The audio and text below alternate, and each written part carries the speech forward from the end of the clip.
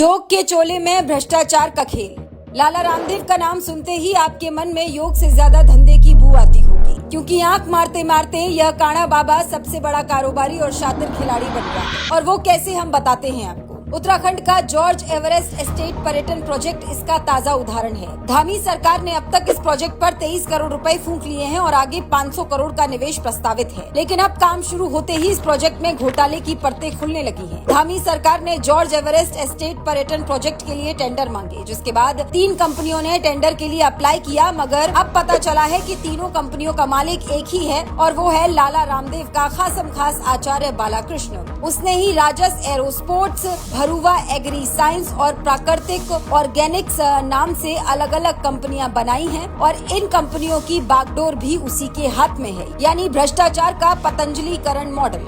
दूसरी तरफ बेशर्म धामी की भाजपा सरकार बड़ी सफाई से कह रही है कि टेंडर में प्रक्रिया का पालन हुआ है, पर असलियत ये है कि पूरी प्रक्रिया को ही रामदेव बालाकृष्ण के हिसाब से लिखा गया। एक तरफ लाला रामदेव टीवी पर बैठकर योग, देशभक्ति और त्याग का ज्ञान बांटते हैं, दूसरी तरफ उसका साथी बालाकृष्ण कंपनियों की आड़ में करोड़ों के सरकारी प्रोजेक्ट हथियाता है। और भाजपा इस पूरी धांधली पर ऐसे चुप बैठे हुए है जैसे सब कुछ पहले से तय था। रामदेव, बालाकृष्ण और भाजपा की यह तिकड़ी आस्था की नहीं बल्कि अवसरवाद की कारोबारी है। कोरोना के दौरान कोरोनिल के नाम पर लूट इसका सबसे बड़ा सबूत है। जनता 5 किलो मुफ्त अनाज के सहारे जी रही है और बाबा ठेकों से साम्राज्य खड़ा कर रहा है। यही नया गठजोड़ है, योग की आड़ में व्यापार और राष्ट्रवाद के नाम पर ठेके।